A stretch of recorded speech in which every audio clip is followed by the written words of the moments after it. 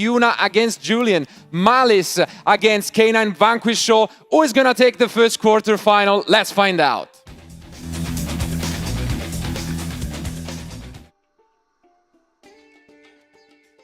All right, here we go with the die roll. It's a 1, I believe. Oh, huge. Oh. All right, it looks like Julian wins the die roll and will be going first.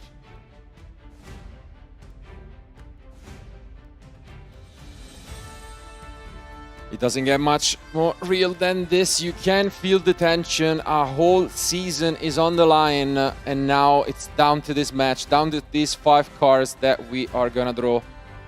What is it going to be? Having a strong think here. Julian going first, shuffling up his hand. Does he have the all-important Vanquish Soul cards he needs? And yes, it's going to be Vanquish Soul Rosin starting things off. This is where you want to be as a Vanquish Soul duelist. Yeah, just playing with the emotions a bit there, you know, because when your opponent's like thinking for ages, you think, oh, maybe they don't have the best card in their deck in their opening hand. But indeed he does. I'm looking at that. Ooh. That is an incredible looking hand. I just saw some good cards. A hint of it there. I just saw all of the best cards almost for the Vanquish Soul deck. Yeah, we have mentioned that the Vanquish Soul deck is probably the deck out here that doesn't always, you know, do the same thing. It's the deck that can have the most, you know, diverse openings, but when you see that Rosin, that just changes so much. And you can see here, we're gonna reveal fire, and then that allows us to special summon the Geolong. Yeah, Vanquish Soul to some extent is probably one of the more like, you know, variance-heavy decks depending on the opening hand compared to a deck like Yummy where every card does the same thing. But on the other hand, the ceiling of the deck is just so incredibly high. He's going to get search after search here, getting the double fire thanks to the Rock of the Vanquisher. Yeah, this is an excellent start for Julian. It's really where you want to be as a Vanquish Soul duelist with plenty of monsters, plenty of attributes to reveal to activate these effects. He's going to go ahead and add the trap card there off of Xiaolong. That's an interesting one for sure. And now we also have the Holly Sue available. And well, that makes sense why you have the trap and not Holly Sue, because he already had everything he needed, right? Yeah. I mean, we have mentioned that sometimes the K9 struggle to then access. They don't really have a way of accessing the Vanquish Soul, but the other way around is totally possible, and this is what we might see later on during this turn from Julian. Has really everything he needs going first, and we know that Ash Blossom is also going to be in the end to stop some potential play from Yuna. Yeah, one of my favorite cards, I think, against the K9 deck is Book of Eclipse, but you cannot, well, Book of Eclipse will be checked easily by an Ash Blossom. It's just so versatile of a card. But what if there's a second Book of Eclipse? But you do see an overlay being happening here. We're going to see summon for K9 Ripper. Yeah, and this is exactly the card that allows you to bridge through these 2 engines if you open the Vanquish Soul cards and look at that. 6 full cards in hand after having already this field. Gonna add Jokul.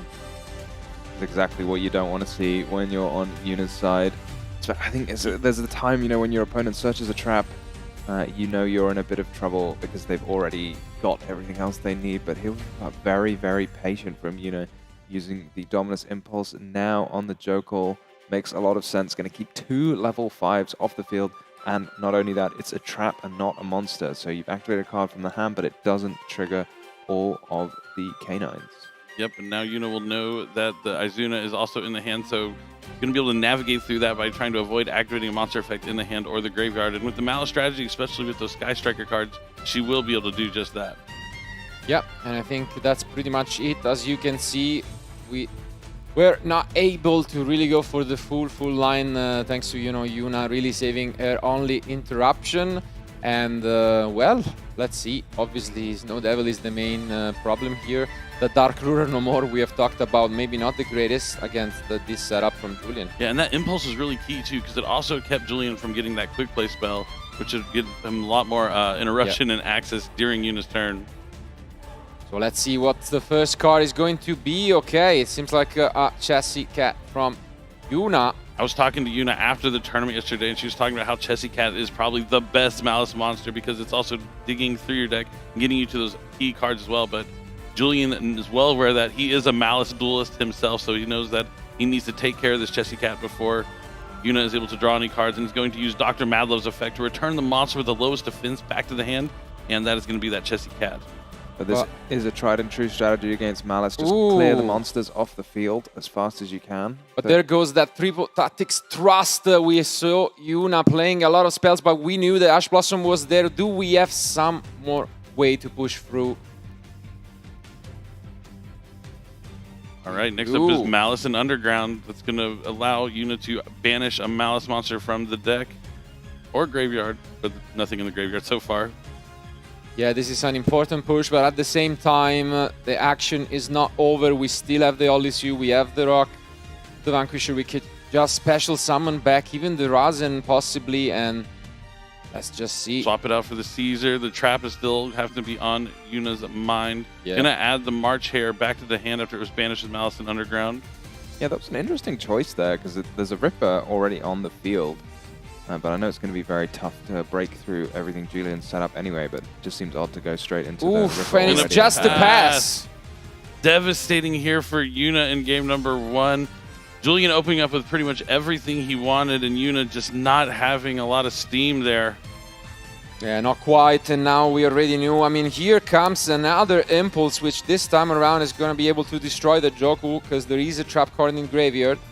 But the damage is huge. Yeah, this is going to take a miracle for Yuna to get out of this game with a win.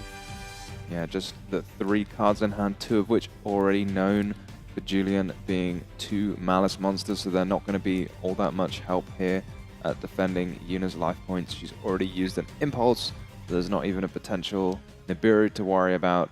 I think Julian can just summon a couple of monsters and get attacking. And you can kind of see the body language there on Yuna, just not looking like very happy with how this game 1 is going, but you have to understand that it's just game 1. She's going to be able to focus and lock in and bounce back potentially in games 2 and 3. Julian just moved to the battle phase, pushing some damage, but might be just able to close this one out in a few moments. It seems like he's going first and was just a bit too strong. Let's see. Now we are going to use the effect to get a special summon. Yeah, we're going to get a monster from the deck, and that Geelong just revealed can summon itself from the hand. Heavy Borger as well to do some burn damage. So much damage available. Yeah. And it was definitely, you know, quite the dream opening. I believe once you moved on to this day 2, and indeed that is it. Julian takes game 1 in the first quarterfinal, and that has been an impressive array of plays. Wow, I mean, we've mentioned that he came here with that revenge arc in mind after losing to Yuna yesterday in round 2. And now he's only 1 game away from advancing to the semifinal. Yeah, I got to talk to Julian at the end of the day when I saw in that interview, and it wasn't that he, you know, oh man, I have to play someone who beat me in Swiss, you know, that's going to be a little scary because maybe I'm going to lose again. He's like, no, that was a fluke in Swiss. I'm locked in. I know how Malice works. And, you know, he may be from the Americas, originally from France, though. Yeah. This is where he was born and raised, and maybe some of that energy from coming back home is, you know, channeling here in top 8. And now he's only 1 game win away from moving on to top 4. Yeah, that was an absolute dream situation for him that game. You know, you're waking up, you're going to the top 8, you're starting that round 1 and drawing that picture perfect hand. 1 Ash, 1 Razen, 1 Olisue. Yuna even. Everything you could possibly need. It was a beautiful hand. You couldn't have painted a better picture for sure. Absolutely, but I mean, yesterday we have learned plenty of times that winning game 1 does not guarantee winning the match. We have seen a lot of comebacks, even in the bubble matches for qualifying today. And I think Yuna will just try her best to show us once more why she's here, once more why she was the only one undefeated after 5 rounds. And I mean, the Malice deck going first is still extremely threatening, especially because the trend has been not that many Artifact Lancia around. Will that be the case for Julian? Yeah, I mean, that's a good point there. I mean, we don't know if Julian is siding that Artifact Lancia or not, but, you know, it's tough as a mouse player because you want to really win that game 1 because you know in games 2 and 3 there's going to be those side deck cards that are going to make things even more difficult for you potentially if that is what Julian decides to bring in. Yeah, but if there's anyone who's going to be putting respect on the Malice deck, it's got to be Julian, who's playing the deck all season long. He was playing it for the NAWC. It got him that qualification spot. If anything, it's strange that he didn't even take it. Yeah, fair enough. I mean, we have heard some of these players yesterday. I also had the pleasure of interviewing Felipe, who had also a similar journey because he was 3-0 and then, you know, lost out the remaining 3 and had to win, you know, in the bubble match, and luckily sneaked in at 7th. And he also had a similar experience. He told me, you know, he won his WCQ in Bogota with the Malice deck, but then pretty much the week before the event, he decided to switch it to Yummy for the World Championship. In the end, it worked out, but it's definitely a deck that I mean, it was the 3rd most represented deck with 5 out of 27 players, and for a reason. And I think she's absolutely, you know, doing justice to the deck. And I'm sure now, especially that she's going to go first, we can see some combos from her. Yeah, we didn't see some of the key cards in her deck that really showcased why she won in round number 1. It's going to be those Sky Striker cards. Yeah. Having like Engage and Hornet Drones, cards you don't particularly expect in a Malice strategy, but she really showed off why they work so well, especially in this World Championship format. That's a little different from what we're used to. Yeah, for sure. And I had a chat with her as well last night. We had that interview, and she said, look, you know, I'm not even siding Lancia because she feels she's so proficient with the Malice deck that she thinks in the mirror match, Malice she can just take it home anyway, which is an incredibly cool thing to see. Malice can be quite tough to deal with going second for a lot of other decks, but interestingly, like the Malice mirror match is one of those matchups where actually, because all of the interactions are like banishing, Malice doesn't really mind their cards getting banished, so for other decks you think, oh, I can never break the Malice field, but actually Malice is one of the few decks where you have that really interactive back and forth situation. Yeah, definitely. And I mean, we have seen also some differences in the way that these Malice duelists tend to end their field if uninterrupted. Obviously, as mentioned, I feel like Nibiru has replaced the Drone and Lockbird as popularity. You know, Nibiru Prime was in a lot of our duelist main decks. I'd say mainly maybe for Yummy, but you know, it's definitely something you need to prepare for. Her answer was this, you know, Sky Striker Hornet Drones not being able to be tributed, and we'll see whether that is going to be on her mind. But I mean, once more, whenever you're facing off against, you know, K9 Vanquish Shoal, the first question is, do they have that Ollie Sue with the right attributes in hand? Yeah, I think it's really fascinating because, like, before Justice Hunters came out, Malice was probably the top deck, the most dominating strategy. And then after Justice Hunters, now it becomes like a meta call deck. Is it under the radar? Are the people not expecting it? And Yuna definitely taking a unique perspective on it. You were talking about the different turn 1 fields that you can make with Malice. She's been doing something completely different that I hope we get to see here in game number 2. Yeah, although he said that it is against the Vanquish Soul K9 deck, so maybe not so. Those have been Holly Sue, no Holly Sue. Things might be a little bit easier. Yeah, so here it comes. And Vanquish Soul was the reason why I heard a lot of people dropping the Malice deck, even going as far back as the European World Championship qualifier. They said, I can't deal with all these interruptions, and that was kind of what we saw in that game 1. So hopefully for Yuna, we can buck that trend. We can get some monsters on the field and have them not stolen, destroyed, or otherwise tampered with by the Vanquish Soul deck. Yeah, at the same time, for me, I mean, the beauty of our game is that you get to play with cards that have been released for 20 years and that are still relevant today. We talked a bit yesterday on how, you know, Raigeki took the spotlight on some of these matches.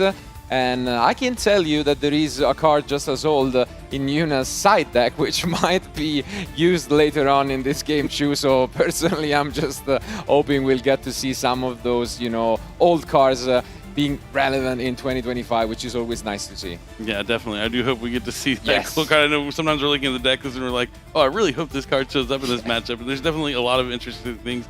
But that's what I really like about this format is a lot of players are getting rewarded for like the tech cards. Yeah. It's not just like you're seeing the same deck over and over. Even though the deck type names may be the same, each player kind of brought a new, unique perspective onto their deck, and Yuna's definitely has that case here. Even Julian with his K9 Vanquish Soul strategy, he went heavier into the K9 cards, and it's really been paying off for him so far. Absolutely, but as mentioned, Julian is just one game away from advancing to the semi-final, but I'm sure Yuna will try her best to stay in this and to bring this quarterfinal down to game 3. Our duelists are ready, they have sided, and now it's time to duel.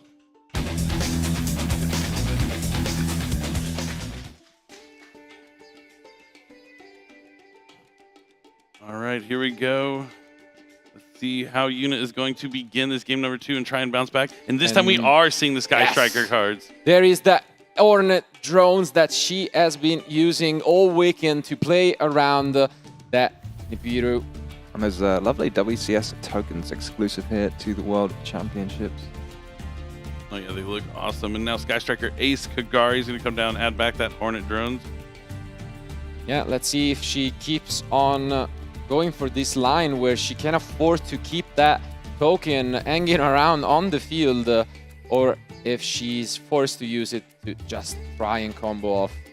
Yeah, such a nice innovation here from Yuna. You have those Sky Striker cards, they instantly get you 2 bodies on the field. So here comes the Chessy Cat, and regardless of what happens to this Chessy Cat, if it gets negated by Ash or Imperm or something like that, you're still going to already have 3 monsters on the field. But what if he takes it, Tom? What if he takes it? Oh wow, do we really have the correct attributes from Julian?